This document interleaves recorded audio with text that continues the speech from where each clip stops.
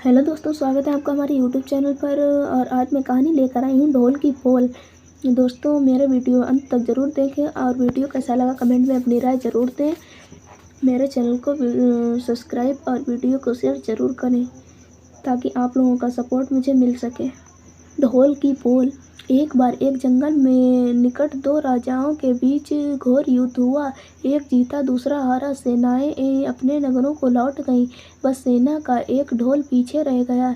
उस ढोल को बजा बजा कर सेना के साथ गए भांड व चरण रात को वीरता की कहानियाँ सुनाते थे। युद्ध के बाद एक दिन आंधी आई। आंधी के जोर में वह ढोल लुढ़कता पुढ़कता एक सूखे पेड़ के पास जाकर टिक गया। उस पेड़ की सूखी टहनियाँ ढोल से इस तरह से सट गई थी कि तेज हवा चलते ही ढोल पर टकरा जाती थी और डमाडम की गुंजायमान आवाज़ होती। एक सियार उस क्षेत्र से घूमता था। उसने ढोल की आवाज़ सुनी। वह बड़ा भयभीत हुआ। ऐसी अजीब आवाज़ बोलते पहले उसने किसी जानवर को नहीं सुना था। वह सोचने लगा कि यह कैसा जानवर है जो ऐसी जोरदार बोली बोलता है। डमाडम। सियार छिपकर ढोल को देखता रहता, यह जानने के लिए कि यह जीव उड़ने वाला है या चार टांगों पर दौड़ने वाला। एक दिन सियार झाड़ी के पीछे छुपकर ढोल पर नज़र रखे था। तभी पेड़ से नीचे उतरती हुई एक गिलहरी कूदकर ढोल पर उतरी। हल्की सी डम की आवाज़ भी हुई। गिलहरी ढोल पर बैठी दाना कुतरती रही।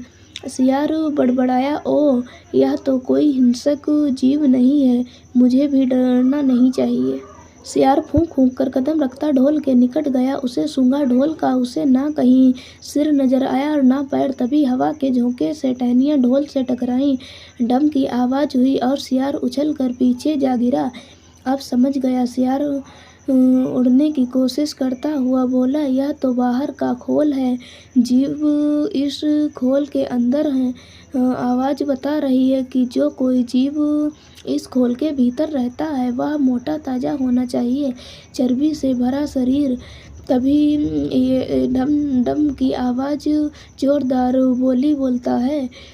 अपनी मांद में घुसते ही सियार बोला, ओ सियारी, दावत खाने के लिए तैयार हो जा। एक मोटे ताजे शिकार का पता लगा आया हूँ। सियारी पूछने लगी, तुम उसे मार कर क्यों नहीं लाए?